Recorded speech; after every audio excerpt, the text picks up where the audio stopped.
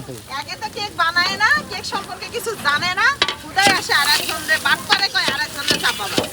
বাটপার নিজে বাটপার হয়ে মানুষের গায়ে চাপাবা। ওরে আর কি বুঝলাম আমি। এটা কি কথা? মানুষ এরকম হইতে পারে? এটা কি মাংস ভাগ হইতেছে? দর্শক জানতে এই লবণ চাইতেছে। দাও, এই লবণ দাও। নিজে করে বাটপারি মানুষ যে কেক বানায় নিয়ে আসে, সে আবার আমারে কয় হলো, আপনারে বলে বাটপার আমারে কয় চাপাবাজ। চাপাবাজ। আমি নাকি 1 ঘন্টা ঘুমাই না, আমি হচ্ছে 2 দিন পরে পাগলা হয়ে যাব। কথা হচ্ছে আমি পাগলা হব না ছাগলা হব সেটা আমি বুঝি। কেডা আমি এটা? কি কাউকে দালাল রাখছি আমার বিষয়ে কথা বলার জন্য? আপু কেডা কই? এগুলো কে বলে আপু? আমার এত দালাল কেন ভাই কথা বলার জন্য আমার বিষয়ে? ভালো মানুষের পিছনে বহুত দালাল থাকে তো আপু, এটাই স্বাভাবিক। আমি যদি পাগলা হইতে আমি হব না। হ্যাঁ। তো সেটা নিয়ে মানুষের এত কথা কেন? ভাই আমার তো 100 জন লোক নাই যে আমি রাতে গিয়ে ঘুমাবো।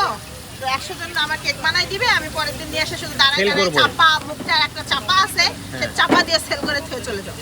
এটা তো এই সম্ভব না। চাপাবাজ আমি না। এগুলা বাটপারি ব্যবসা আমি করি। আমি সারা রাত বসে কেক বানাই, তারপরে সারা রাত বসে কি আপু কেক বানান? হ্যাঁ, সারা রাত রাত্রে বসে ঘুমান কেক না? বানাই। তারপরে আমি একটু ঘুমাই, তারপর ঘুম থেকে উঠে আমি কেক ডেকোরেশন করি। এসে তারপর কেক ডেকোরেশন করেন? আমি নিজে করি সব, মানুষের মধ্যে 100 জন লোক নিয়ে করি না। হ্যাঁ। আর নিজের হাতে করা স্পেশাল, আর বাইরে থেকে মানুষ দিয়ে করা ওটা তো স্পেশাল হয় না আপা। চুলাটা আগে একটু সিস্টেম করে এই সীমাপু, মন মেজাজ এত খারাপ কেন?